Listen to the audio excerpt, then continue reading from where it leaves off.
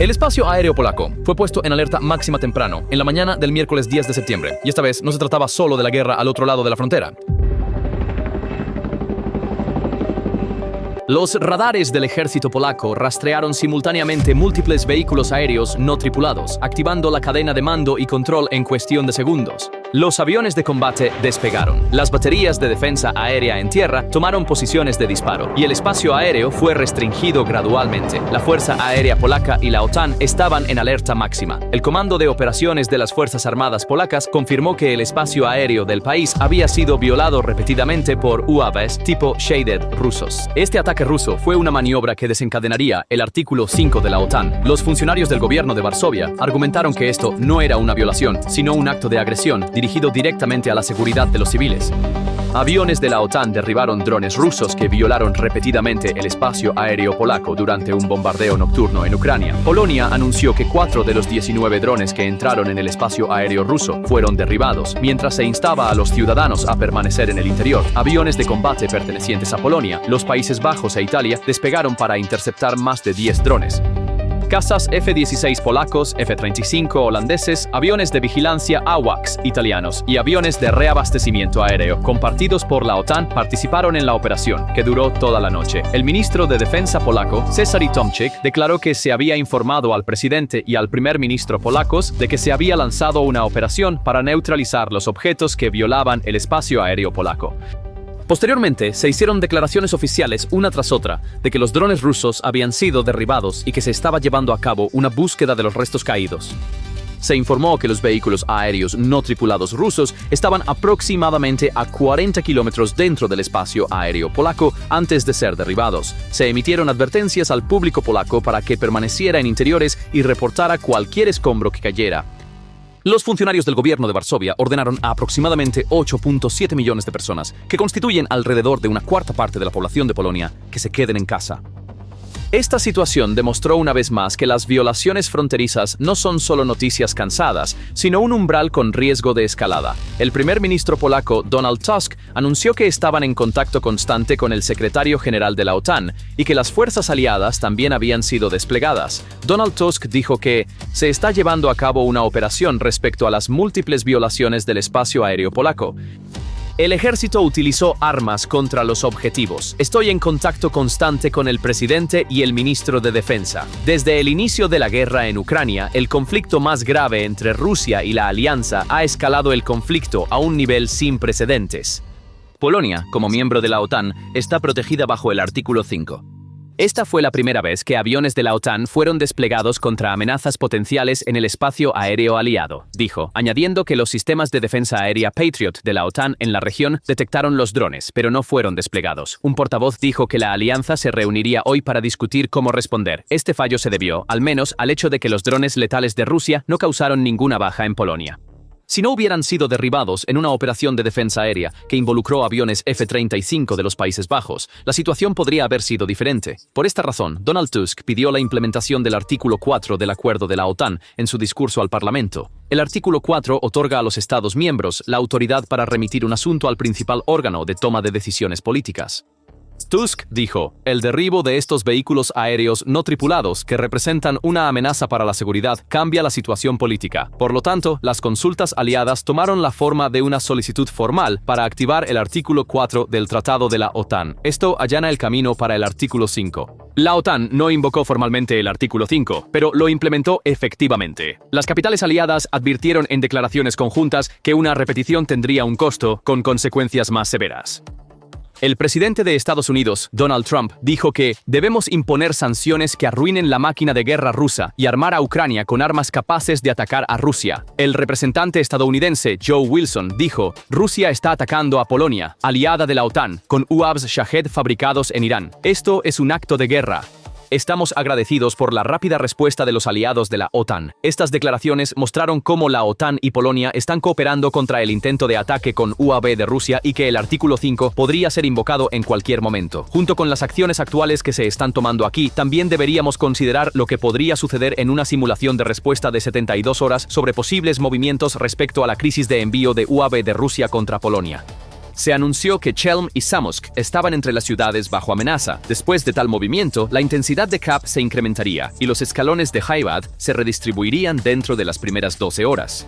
El CAOC intensificaría su plan para hacerse cargo de las patrullas desde el espacio aéreo vecino y pasar de un avión cisterna a otro. Esto es precisamente lo que ocurrió. La nota más crítica desde una perspectiva militar fue la primera declaración. Polonia anunció que había neutralizado los drones infractores con sus propios recursos y los de los aliados y enfatizó este punto. Los radares rastrearon más de 10 objetos simultáneamente y aquellos considerados una amenaza fueron dirigidos para su destrucción. Las tropas en el terreno establecieron un perímetro de seguridad alrededor de los posibles sitios de choque e iniciaron una cadena de custodia para las pruebas. La vigilancia aérea se integró con la defensa aérea y operó de manera agresiva durante este incidente. Los cazas aliados dirigidos por el CAOC establecieron anillos escalonados de CAP, patrulla aérea de combate, en el espacio aéreo polaco. Los sistemas Patriot y de corto alcance se pusieron en espera ante una posible segunda ola y riesgo de escombros. El dúo de AWACS y Cisterna extendió sus periodos de vigilancia y mantuvo una imagen de radar de mayor resolución. La respuesta inicial en las capitales aliadas a la crisis que Rusia creó en Polonia tomó la forma de una disuasión visible y rápida. Aviones de guerra, aviones de alerta temprana y aviones de reabastecimiento aéreo pertenecientes a Alemania, los Países Bajos, el Reino Unido, los Estados Unidos y Polonia fueron movilizados para defender el espacio aéreo polaco contra ataques de drones rusos. Rumania, Polonia y los Países Bajos desplegaron aviones de combate F-16, F-35 y Saab 340 AWACS. El sonido de los aviones de combate continuó escuchándose en los cielos sobre Lublin, en el este de Polonia. Al este de la frontera se está ampliando la red de sensores pasivos que vigila los corredores de baja altitud. El entorno electrónico hacia Bielorrusia y Kaliningrado se monitorea constantemente y se señalan anomalías. El tráfico aéreo civil se desvía más al norte y al oeste durante ventanas de riesgo. Ese día, varios aeropuertos, incluido el de Varsovia-Chopin, fueron cerrados temporalmente y los aviones fueron redirigidos a diferentes aeropuertos dentro del país. Además del aeropuerto Chopin, los otros 3 aeropuertos que fueron cerrados fueron el aeropuerto Rzeszów-Jasionka, el aeropuerto Warsaw-Modlin y el aeropuerto de Lublin, que son los principales centros de suministro de armas a Ucrania. Además, tanto los sistemas de defensa aérea como los sistemas de defensa aérea basados en tierra fueron reforzados simultáneamente en Polonia. Los vuelos de vigilancia del espacio aéreo, los acompañamientos de aviones cisterna y las rutas de transporte adelantadas fueron reorganizados. Se impusieron restricciones en ciertas rutas como medida de mitigación de riesgos para la aviación civil. Mientras los aeropuertos estaban temporalmente cerrados, la cadena CAOC de la OTAN continuó gestionando los vuelos QRA. En la frontera terrestre se cerraron ciertas puertas y se intensificaron las prácticas de búsqueda y revisión. Al final de la primera noche comenzó el ciclo de escombros, recolección de datos y verificación. En Polonia, las unidades locales de aplicación de la ley participaron en la gestión de escombros, la cadena de custodia y la identificación de fuentes. Se informó al público en un tono claro y calmado para reducir la carga de informes falsos. El elemento sorpresa fue que la violación mostró una naturaleza recurrente durante la noche. Esta recurrencia debilitó la tesis del accidente y fortaleció la tesis de la prueba. Entre 12 y 24 horas, las notas oficiales y las declaraciones conjuntas de los aliados llegan a través de canales diplomáticos. En la ventana de 24 a 72 horas, si el incidente se repite, se eleva el umbral de compromiso. Por esta razón, la alerta multizona señaló la amplitud geográfica de la operación. Todo esto fue un vívido ejemplo de cómo la era de los UAV cambió la seguridad fronteriza de la noche a la mañana. El frente de guerra electrónica complicó aún más el panorama táctico en el terreno. Los informes de interferencia de GPS podrían causar desviaciones ocasionales en la aviación civil y la navegación terrestre. Por lo tanto, Polonia restableció las rutas civiles durante ventanas de tiempo específicas. En el ámbito militar, los algoritmos de seguimiento por fusión inercial y multisensorial mitigan el efecto de apagón. Las contribuciones de sensores electro-ópticos y pasivos son importantes para objetivos de baja altitud y movimiento lento. Los AWACS aliados desempeñan un papel crítico en separar la imagen de la señal del ruido de fondo. El bloqueo cansa a los operadores de radar al producir objetivos falsos y rastros de reflexión. Por lo tanto, los centros de mando endurecieron la cadena de verificación e hicieron explícito el umbral de permiso de disparo. La aplicación en el campo fue un intento de equilibrar la reducción de compromisos falsos mientras se mantenía el tiempo de reacción. El resultado fue un comportamiento de compromiso de alto ritmo pero controlado.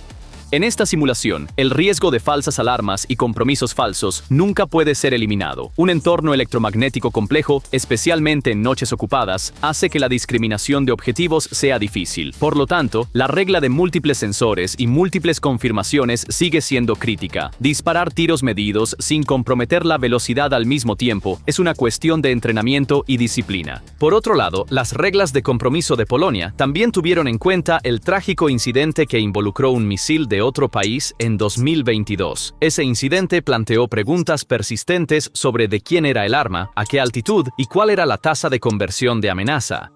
Por lo tanto, el escenario de hoy se basó en la doble confirmación de radar EO y el principio de atacar lejos de los civiles. Por esta razón, la OTAN trabaja frecuentemente en escenarios de objetivos sombra transfronterizos en ejercicios conjuntos. Los protocolos de desconflicto reducen el riesgo de accidentes, especialmente en interacciones de baterías con aviones a reacción. En la era de los UAVs, las amenazas de bajo costo continúan presionando las defensas costosas. En esta ecuación de presión, la logística y el ritmo de mantenimiento también son parte de la disuasión. En resumen, la sostenibilidad hasta el disparo correcto en el momento adecuado también es decisiva. Así, se reiteró el umbral de disuasión sin recurrir a una invocación formal del artículo 5.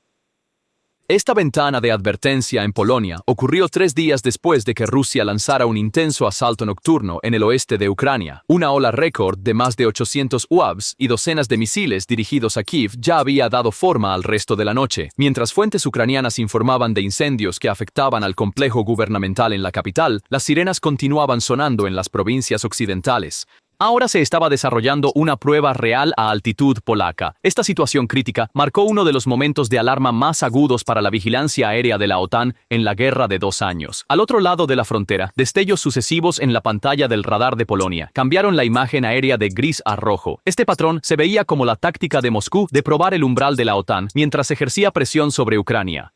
El anuncio inicial de la Fuerza Aérea de Ucrania sobre la amenaza en Samoksk, seguido de su retractación, aumentó la incertidumbre de la información. Esto también mostró cuán frágil puede ser la comunicación pública en una noche de ataque activo. No obstante, la postura oficial de Polonia se mantuvo clara. Hubo una violación. Polonia y la OTAN intervinieron, y la frontera fue asegurada. La capa de Bielorrusia no fue un telón de fondo pasivo en esta crisis, sino una línea activa de tensión. Debido al calendario de ejercicios que se extendía por la región, Polonia había anunciado previamente que cerraría su frontera con Bielorrusia. Esta decisión creó una barrera preventiva en el punto donde la seguridad fronteriza y la presión híbrida convergían. El territorio bielorruso es conocido por sus corredores de baja altitud adecuados para vuelos de UAV y fuentes de interferencia electrónica. Se sabe que los periodos de ejercicios a gran escala, como Zapad, ejercen presión sobre el tráfico militar civil en la frontera. Se observaron diferentes situaciones en Bielorrusia durante los ataques de vehículos aéreos no tripulados de Rusia a Polonia. Además de los vehículos aéreos no tripulados que entraron en el espacio aéreo polaco, la Fuerza Aérea Bielorrusa estaba actualmente cazando Shaheds rebeldes en su espacio aéreo. Polonia y los países bálticos aumentaron la intensidad de sus patrullas y escaneos durante el mismo periodo de tiempo. Los problemas logísticos y de migración crearon una presión complementaria que reforzó la Carta de Seguridad. Se entregaron documentos de orientación para civiles a las autoridades locales junto con mapas de incidentes al estilo CLED. Así, la alerta del espacio aéreo y las medidas en la frontera terrestre se convirtieron en 2 caras del mismo escenario. El resultado fue que el panorama se volvió más fluido cuando se añadió la variable de Bielorrusia. Desde la perspectiva de Rusia, no hay una única respuesta a la pregunta de qué significa este patrón de comportamiento. Es decir, enviar vehículos aéreos no tripulados a Polonia significa. Una interpretación es que es una prueba del tiempo de reacción y la unidad política de la OTAN. Otra interpretación es fijar a la OTAN en la línea de defensa durante noches de alta intensidad contra Ucrania. En ambas interpretaciones, el objetivo puede ser multiplicar los momentos de decisión y aumentar la posibilidad de error. La forma de contrarrestar esto es acortar el tiempo de reacción sin comprometer la calidad de la verificación. Por lo tanto, los aliados utilizan entrenamiento conjunto, comunicación conjunta y un lenguaje legal común. Se están preparando sanciones energéticas y sanciones secundarias como el brazo económico del mensaje militar. Cuando estas patas caminan al unísono, la recompensa del juego de pruebas disminuye. Así es como la frontera puede dejar de ser un campo de pruebas. La ganancia es la disuasión sin necesidad de disparar un tiro. La ecuación de Europa del Este se está redibujando con líneas más definidas después de este incidente. Finlandia y los países bálticos están densificando la red de sensores aire-tierra de norte a sur. El corredor de Suwałki está ganando un ritmo constante de patrullaje desde el aire y en el suelo. Dentro de Polonia, los planes para sitios permanentes de instalaciones de defensa aérea se están acelerando. La distinción civil-militar se está aclarando a lo largo de la línea de Rzeszów, que está cerca de la logística ucraniana. Se están mejorando las medidas de protección pasiva y prevención de incendios en los cruces ferroviarios y de carreteras. La capacidad de producción de emergencia de la industria local se está integrando en los planes de defensa. Estos pasos apuntan a una arquitectura de seguridad fronteriza permanente, no a un asunto de una noche. Las consecuencias de esta crisis no son de calma en el frente occidental, sino un estado de alerta sistemático. Y este orden se acepta como la nueva normalidad en la era de los UAVs. La crisis creada por Rusia en el espacio aéreo polaco y su simultaneidad con el frente ucraniano nunca deben ser olvidadas. Cuando Rusia aumenta la intensidad de sus ataques hacia el oeste, suenan sirenas en la ventana del Lviv-Volyn. Esta presión aumenta automáticamente el ritmo de la vigilancia aérea en la frontera de la OTAN. Por lo tanto, es crucial compartir la defensa aérea de Ucrania y el panorama aéreo de Polonia. La seguridad del flujo logístico no es solo un asunto de un país, sino de la cadena de suministro. Cuando los drones son derribados, los escombros y restos a veces pueden caer al otro lado de la frontera. Este detalle técnico puede desencadenar discusiones sobre soberanía y jurisdicción. Por lo tanto, se están trabajando en la gestión conjunta de sitios de incidentes y protocolos de evidencia. Para mantener la calma en el campo, se necesitan textos preescritos en la mesa. La gestión de crisis depende tanto de la calidad de la preparación como en la precisión de la comunicación. A medida que nos acercamos a las etapas finales, pongamos sobre la mesa los posibles resultados que podrían ocurrir en el próximo periodo. El primer escenario es una violación no recurrente y amortiguación con un mensaje contundente. En este caso, los aliados se conforman con un paquete de sanciones y visibilidad militar. El segundo escenario es violaciones repetidas y compromiso anterior. Aquí se reducen los umbrales de CAP, GBD y se acelera el ciclo de derribo. El tercer escenario es la participación bielorrusa y presión simultánea. La presión conjunta en la frontera tierra-aire requiere múltiples tareas en el flanco oriental de la OTAN. El cuarto escenario implica una escalada accidental y una línea de desescalada de emergencia. En esta etapa entran en juego los canales diplomáticos y la diplomacia telefónica a nivel de líderes. Lo que permanece constante en todos los escenarios es el meticuloso mantenimiento de la cadena de confirmar, involucrar, verificar, considerando todo lo que ha sucedido. Los pocos minutos de violación en el espacio aéreo polaco reescribió toda la noche de la OTAN. Cada paso, desde el despegue rápido de los aviones hasta el cierre de aeropuertos, llevaba un mensaje. El mensaje estaba dirigido a Moscú, pero el destinatario era toda la alianza. Se dijo que este juego de prueba es caro y lo será aún más. Incluso en momentos de intensa incertidumbre, no se cruzó la línea de la ley y la disciplina. La línea entre mantenerse alerta y no escalar es delicada, pero se puede mantener. La clave para esto es la operación simultánea de entrenamiento, fusión de sensores y un lenguaje común. En Europa del Este, esta línea ahora parece ser parte de la vida cotidiana. Una lección aprendida de la noche a la mañana puede producir un reflejo que será útil durante años, y ese reflejo se llama escuchar la voz de la frontera instantáneamente y dar la respuesta correcta. Gracias por ver, recta. Gracias por ver, recta. Gracias por